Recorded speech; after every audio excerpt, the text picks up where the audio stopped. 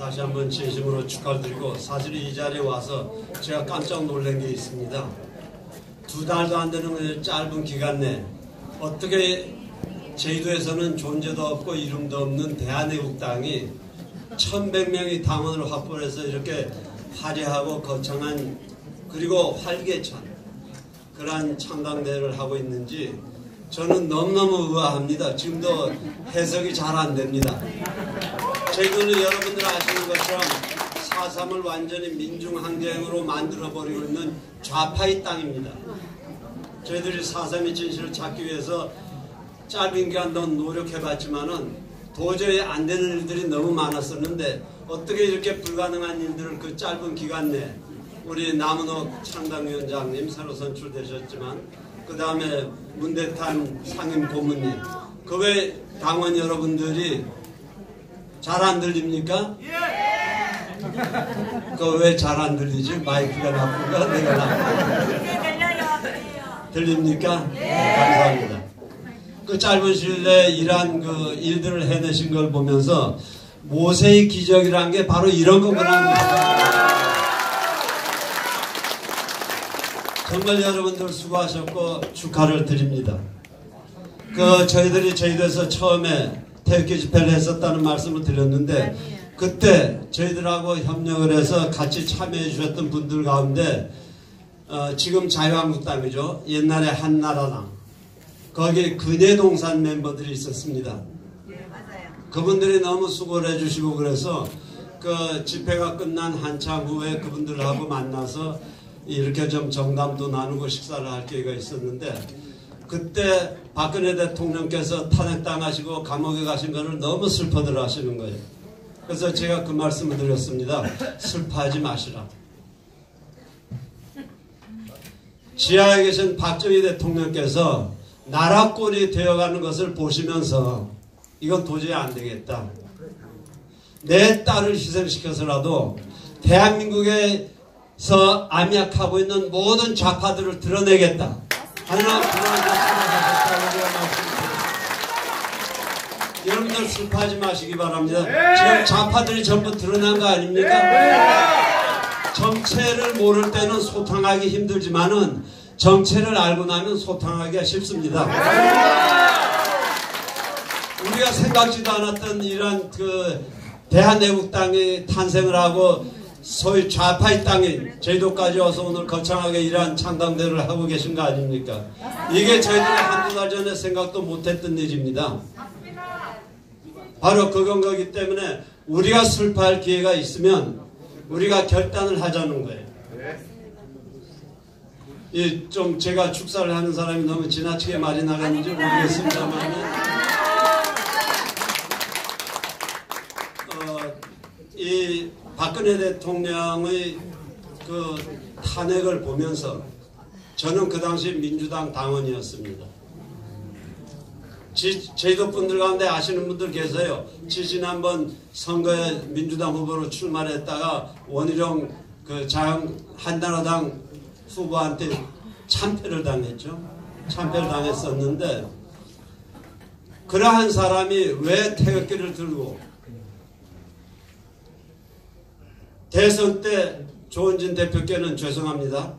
제가 지원한 게 아니라 저는 그 당시에 홍준표 대표를 지원했기 때문에 자유한국당에 입당을 해서 홍준표 대표를 도왔었습니다. 왜 그러느냐 하는 얘기예요. 비겁한 보수들을 봤기 때문입니다.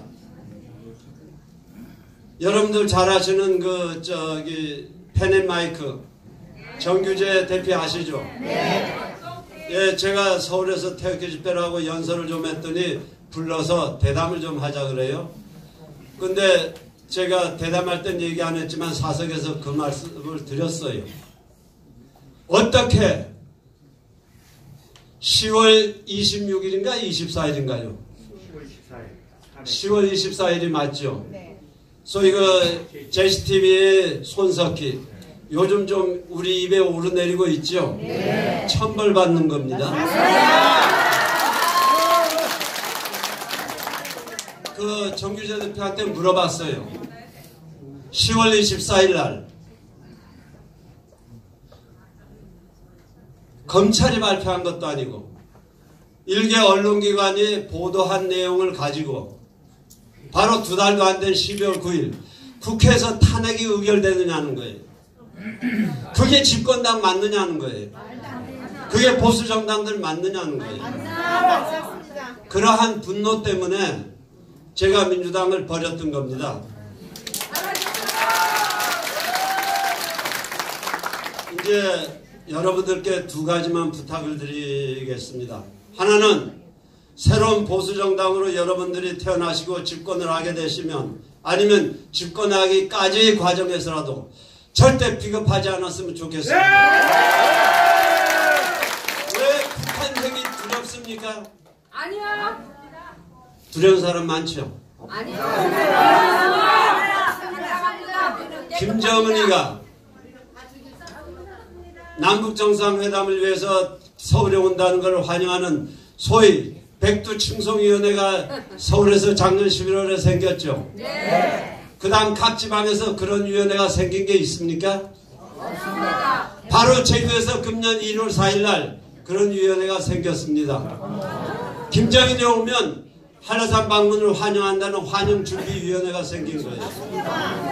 맞으면 북한군들이 상륙을 하게 되면 그 북한군들을 지원하고 환영하겠다는 그러한 소위 준비환영회라는 것을 제주도가 67년도에 만들었었습니다.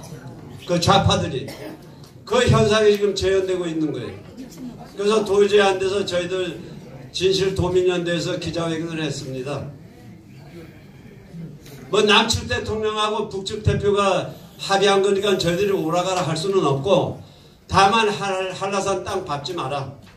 만일 한라산 땅 밟고 싶으면 6.25 남침, 청와대 김신조 기습, 버마 아웅산, 김현희 탈기 폭파, 그 다음에 천안함, 연평도 포격, 그 다음에 목함지뢰 폭발, 그 박재현 중사가 31일날 예편한다고 그러더라고요. 정말 잘 되기를 바라겠습니다.